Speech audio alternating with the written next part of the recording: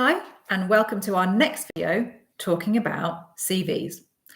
What is a CV? What goes into it? What should you include? And why do you have one?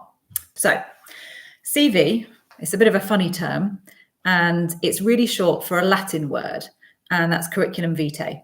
So, what does that actually mean? Basically, in English, it means course of life.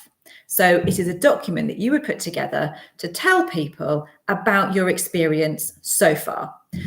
So it's a written summary, and you would probably most often use bullet points so that it's very clear and concise and very brief. You're looking at your career. You may not have started work yet, but don't worry, because I'll come to that. Any qualifications that you might have, be that from school or college or externally from that, and any experience that you have. We also would include extra things like your hobbies and things that make you you. So something that's personal to you. With your CV, you would have on there your name, and you would also have your personal profile, which we talked about in the previous video. So that's the short summary about you and all of the wonderful things about you, and whether that's an overall view of you or something specific to the job that you're applying for. It would go in date order, and that's really important. And the date that you're seeing first is what has happened most recently. So really what you're doing now. And you would work backwards. So a CV would be no more than 2 A4 sides of paper. But if you can get it onto one sheet, even better. But 2 sides would be the maximum. So it's trying to keep it short and sweet and concise if you can. So you might be still at school reading this and watching this video.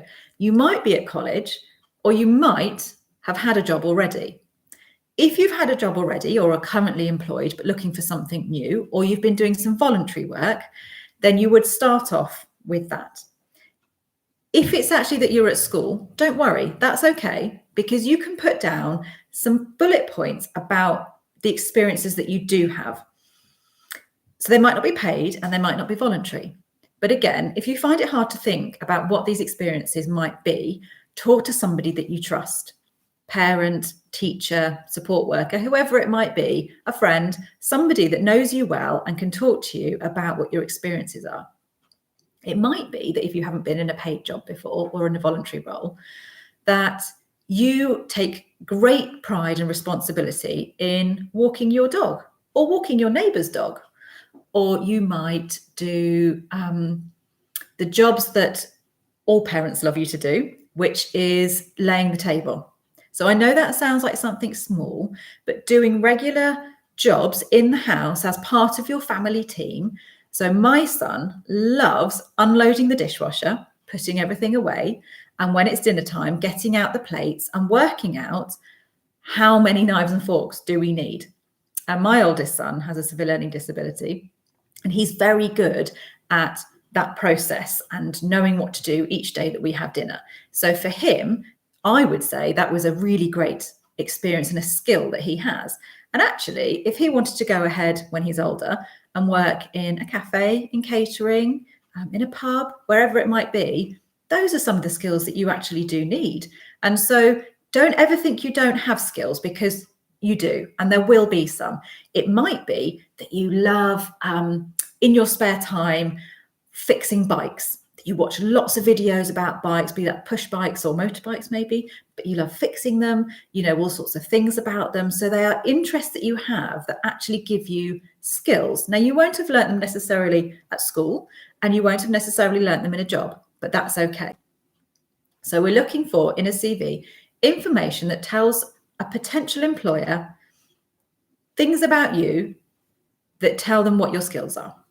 That's the crux of it. And it's in date order, starting with the most recent first. So if you are at school or at college, you can write down the name of your school or college. You don't need to put the address down, but it's always useful to write down what qualification you are studying.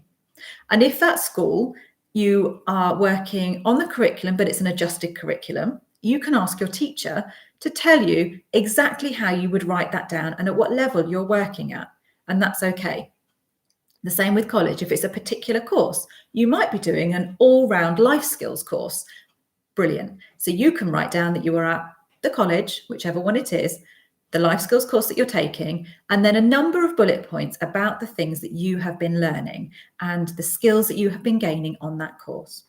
And the same with school and anything before that. If you have any other qualifications, you might have done, I don't know, an online course to learn more about how to use YouTube, for example. You could put that on your CV. The other thing that you would put on your CV, more towards the end, are things like your hobbies. So it could be that you love building massive Lego towers, or that you are really into music and there's a particular type of music or a particular artist that you love and you know lots about it, or you love animation and you like making cartoons on your computer.